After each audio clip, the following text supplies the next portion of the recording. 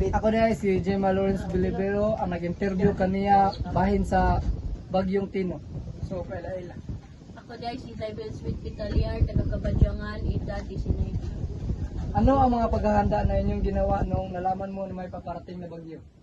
Nangandami sa mong mga gamit nga para dadono na mo sa evacuation center. Noong nanalasa ang Bagyong Tino, ano ang pangyayari na inyong naranasan? Kanang kusog ang hangin, nya kusog ang kanang uwan, nya ang baha naabot sa among gi-evacuate.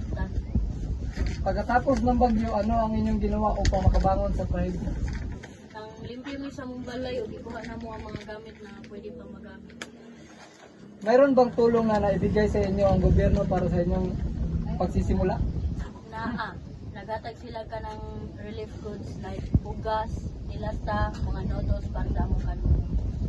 Ano ang mensahe ninyo sa mga taong nawala ng mahal sa buhay at nawalan din ng kanilang bahay? Condolence sa tanang nawalaan o kanang bangon lang ta kay walay nag-expect ato nga trahedya. Ano ang aral na inyong nakuha pagkatapos ng bagyo? Na dapat musunod sa unsay weather forecast or sila yan ilang i-announcement o mo evacuate o kinahanglan mo evacuate.